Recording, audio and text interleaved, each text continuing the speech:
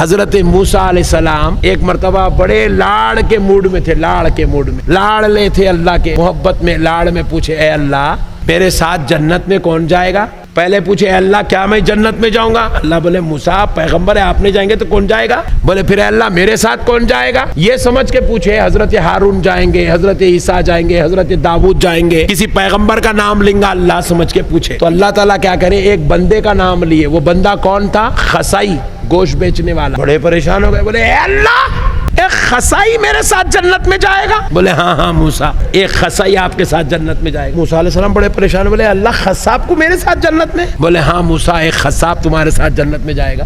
حضرت موسیٰ بولے بھائی اللہ جب راضی ہے اس بات پر تو اللہ کی رضا پر میں بھی راضی ہوں۔ بولے اے اللہ کون ہے وہ خسائی، میں اس سے ملنا چاہتا ہوں، اے پروردگار مجھے اس کا پتہ دے، میں اس سے ملنا چاہتا ہوں۔ اللہ تعالیٰ اپنے فضل سے اپنے حکم سے اس خسائی کا پتہ بتائے حضرت موسیٰ علیہ السلام کو، فلاں علاقے میں فلاں مقام پہ بیٹھا ہوا ہے، وہ آپ کے ساتھ جنت میں جائے گا۔ جنگل کا راستہ پار کر کے حضرت موسیٰ وہ خسائی سے ملنے گئے، جا کے اس کی دکان کے سامنے ٹھہر کے دیکھے ایسی کون سی حرکت ہے اس کے اندر جو اس کو جنت میں لے جانے والی ہے۔ دیکھے تو انہیں گراک کے ساتھ کراک چالے کر رہا، آخری پکا خصاب ہے، انہیں چھڑ پھڑ تھڑ تھڑ کر رہا۔ حضرت موسیٰ بولے اللہ اتنا خطرناک، انہیں میرے ساتھ جنت میں جائیں گا؟ پھر خیال آیا حضرت موسیٰ کو نہیں کچھ نہ کچھ تو خوبی ہوں گی اس کے اندر، تبھی تو انہیں میرے ساتھ جنت میں جانے والا ہے۔ حضرت موسیٰ اندر داخل ہوئے، داخل ہو کے بولے السلام علیکم۔ بولے وعلیکم السلام، آپ کون؟ بولے میں اللہ کا پیغمبر موسیٰ علیہ السلام۔ جیسے ہی نام سنا مچل گیا، اچھل گیا، سرکار کے قدموں پہ گر گیا۔ بولے سرکار میرے گھر کو چلیے، میرے گھر کو چلیے۔ گوشت پورا کونے میں ڈالا، دکان بند کرا، حضرت کو لے کے چلے گا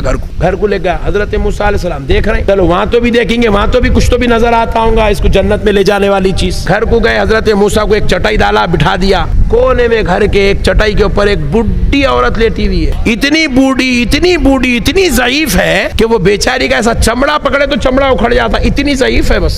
حضرت موسیٰ علیہ السلام پوچھے میاں وہ کون ہے؟ بولے سرکار وہ میری ماں ہے، ماں ہے۔ پھر کیا کیا؟ حضرت موسیٰ کو بٹھا دیا، ماں کو کندھے میں ہاتھ دیا، پیروں میں ہاتھ دیا، گود میں اٹھا لیا، لے گیا حمام میں، کیونکہ صبح سے شام تک وہ ضرورت کر لی تھی پوری اس کی ضرورت صاف کرا، نہلایا دھلایا، اچھے کپڑے پہنا کے پھر لے کے آ کے ایک دوسری چٹائی پہ لٹا دیا۔ لٹا کے کیا کرا؟ ماں کے پاس بیٹھا، منہ میں نوالا لیا، لے کے منہ کے اندر لکوڈ بنایا، پھر نکال کے اپنی ماں کو کھلایا۔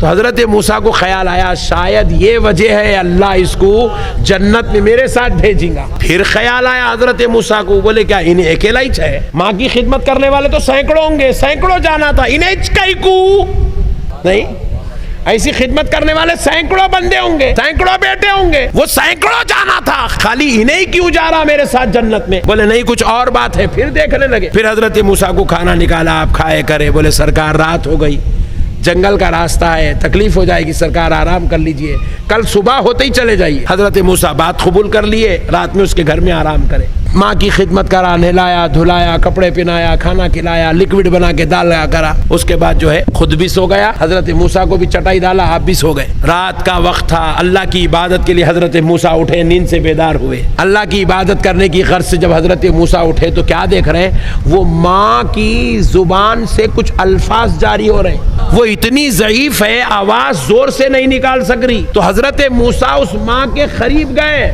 جا کر اس ماں کے کانوں کے ہونٹوں کے پاس اپنے کان لگائے تو حضرت موسیٰ کو سنائی دے رہا تھا، ماں کہہ رہی تھی اے اللہ میرا بیٹا بڑی عمر کا ہو گیا، صرف میری خدمت کی خاطر اب تک شادی نہیں کر لیا، اے اللہ میرے اس فرما بردار بیٹے کے لیے میں دعا کرتی ہوں، یہ میری خدمت کرتا ہے، یہ مجھے کھانا کھلاتا ہے، یہ مجھے پانی نہلاتا ہے، یہ مجھے کپڑے پہناتا ہے، میرے مولا اس کے بدلے میں میرے بیٹے کو تیرے پیغمبر موسیٰ کے ساتھ جنت میں جگہ عطا فرما۔ حضرت موسیٰ بولے وارے مولا، ایک ماں کی دعا ایک بیٹے کو پیغمبر کے ساتھ جنت میں داخلہ فلا دیتی ہے۔ یہ تاثیر ہوتی ہے ماں کی دعا میں، یہ تاثیر ہوتی ہے ماں کی دعا میں، یہ اثر رکھتی ہے ماں کی دعا۔ ماں چاہے گناہگار ہو، خطا کار ہو، کچھ بھی ہو، ماں کی دعا، ماں کی خدمت کرو، ماں کا ادب کرو، والد کا احترام کرو۔